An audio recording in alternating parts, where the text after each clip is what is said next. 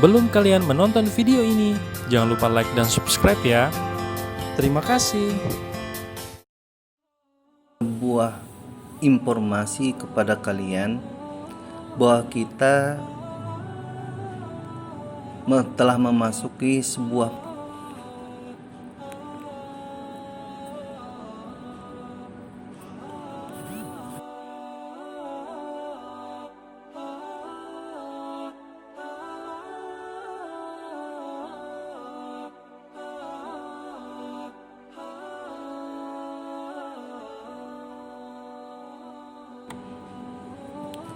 Adapun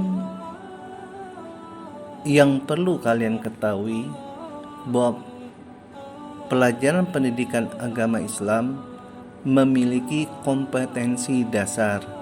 Yang pertama adalah beriman kepada kitab-kitab suci yang diturunkan Allah Subhanahu wa taala. Yang kedua, menghayati perilaku toleran sebagai implementasi dari beriman kepada kitab-kitab Allah Subhanahu wa taala. Yang ketiga, memahami makna beriman kepada kitab-kitab Allah Subhanahu wa taala. Yang keempat, menyajikan dalil nakli tentang beriman kepada kitab-kitab Allah Subhanahu wa taala. Adapun tujuan pembelajaran yang perlu kalian ketahui dalam pokok bahasan pelajaran agama ini, yang pertama adalah menjelaskan pengertian iman kepada kitab-kitab Allah dengan benar. Yang kedua, menunjukkan dalil iman kepada kitab-kitab Allah dengan benar.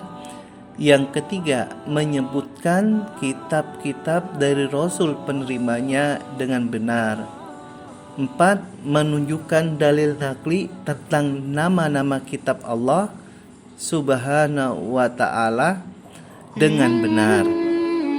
Anak-anakku sekalian, ada beberapa hal yang perlu kalian pahami dalam kita mengenal kitab-kitab Allah secara benar, yaitu kita memahami pengertian dan cara beriman kepada kitab-kitab Allah. Yang pertama, pengertian iman kepada kitab-kitab Allah. Yang kedua, iman kepada kitab-kitab Allah merupakan bagian dari rukun iman. Yang ketiga, rukun iman meliputi iman kepada Allah, iman kepada malaikat-malaikatnya, iman kepada kitab-kitabnya, iman kepada rasul-rasulnya, iman kepada hari akhir, dan iman kepada qada dan qadar. Lalu ada sesuatu yang perlu kita jadikan landasan pengertian bagi kita semua, yaitu pengertian iman secara bahasa. Pengertian iman secara bahasa di sini artinya adalah yakin atau percaya. Lalu iman secara istilah, yang mungkin di antara kita sudah banyak membaca dan mengenal. Apa itu iman secara istilah? Iman secara istilah artinya mempercayai dengan sepenuh hati, diucapkan dengan lisan dan diwujudkan dengan amal perbuatan. Dengan kata lain, pengertian iman secara istilah adalah suatu bentuk pengamalan dari bentuk pemahaman yang kita miliki. Lalu yang berikutnya, kitab Allah adalah kumpulan wahyu Allah yang diturunkan para nabinya melalui malaikat Jibril dan menjadikan pedoman hidup bagi umat. Yang ketujuh, perintah untuk beriman kepada kitab-kitab Allah ditegaskan oleh Allah dalam Al-Quran surat Al-Baqarah ayat 4. Yang artinya adalah, dan mereka yang beriman kepada kitab Al-Quran yang telah diturunkan kepadamu dan kitab-kitab yang diturunkan sebelummu, serta mereka yakin akan adanya kehidupan akhirat. Yang kedua, unsur 4 dan buah beriman kepada kitab-kitab Allah. Beriman kepada kitab-kitab Allah memiliki 4 unsur berikut. Yang pertama, mengimani kitab-kitab tersebut benar-benar diturunkan dari Allah. Yang kedua, mengimani kitab-kitab yang sudah kita kenal namanya. Dan yang ketiga, membenarkan seluruh beritanya yang benar. Dan yang keempat, melaksanakan seluruh hukum yang tidak dinasa atau ditulis, serta rela dan berserah diri kepada hukum itu, baik kita memahami hikmahnya maupun tidak. Yang ketiga, makna beriman kepada kitab-kitab Allah dan caranya makna beriman kepada kitab-kitab Allah adalah meyakini bahwa kitab Allah atau kitab-kitab Allah adalah wahyu Allah yang diturunkan kepada Rasul-Nya. Setelah kita memahami hakikat dari makna iman baik secara bahasa dan secara istilah, marilah kita tengok sedikit tentang pengenalan kita kepada kitab-kitab Allah dan suhufnya. Kitab-kitab Allah adalah terbagi menjadi beberapa hal. Yang pertama ada Al-Kutub, adalah bentuk jamak dari Al-Kitab, yang berarti sesuatu yang ditulis. Yang kedua,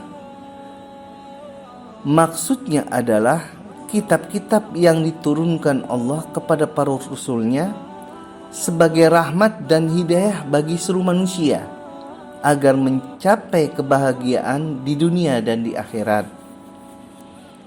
Adapun pengenalan kita kepada kitab-kitab Allah tersebut adalah yang pertama adalah kitab Taurat.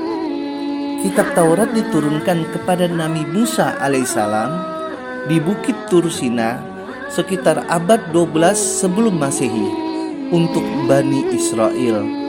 Allah berfirman dalam surat Al-Mu'minun ayat 40 yang artinya adalah, dan sungguh telah kami anugerahkan kepada Musa sebuah kitab Taurat agar mereka Bani Israel mendapatkan petunjuk. Surat Al-Mu'minun ayat 49. Pokok-pokok ajaran yang terdapat dalam kitab Taurat sebagai berikut. Yang pertama, mengesahkan Allah. Yang kedua, larangan menyembah berhala. Larangan menyembah berhala di sini adalah kita tidak boleh melakukan bentuk pengabdian kepada selain Allah. Orientasi kita dalam melakukan hal itu adalah tunduk dan patuh kepada Allah. Yang ketiga, larangan menyebut nama Allah dengan sia-sia. Yang keempat, perintah mensucikan hari Sabtu. Perintah mensucikan hari Sabtu ini hanya terdapat di kalangan bangsa Yahudi, karena hari Sabtu adalah hari yang tidak boleh melakukan bentuk kesalahan apapun. Yang kelima, perintah menghormati orang tua. Keenam, larangan membunuh sesama manusia tanpa alasan yang benar. Yang ketujuh, larangan berzina. 8, larangan mencuri. 9, larangan jadi saksi palsu. 10, larangan mengambil hak orang lain. Berikutnya kita pun paham, setelah Taurat ada yang perlu kita ketahui, yaitu kitab Zabur. Kitab Zabur diturunkan Allah kepada Nabi Daud alaihissalam sekitar abad 10 Masehi, yaitu sekitar abad 10 sebelum Masehi, di daerah Yerusalem untuk kaum Yahudi. Kitab Zabur ditulis dalam bahasa Kipti. Lalu yang berikutnya adalah kitab Injil. Kitab Injil diturunkan kepada Nabi Isa alaihissalam abad pertama di daerah Yerusalem untuk kaum Nasrani.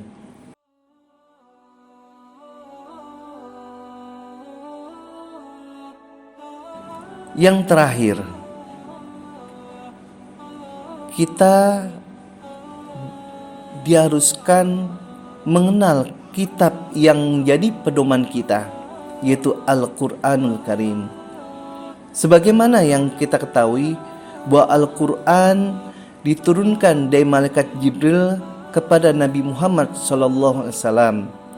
Kitab suci Al-Quran diturunkan pada abad ke-7 Masehi. Itu ditegaskan Allah dalam surat Al-Imran ayat 3 yang berbunyi, Dia turunkan kitab Al-Quran kepadamu Muhammad yang mengandung kebenaran, membenarkan kitab-kitab sebelummu dan menurunkan Taurat dan Injil. Surat Al-Imran ayat 3.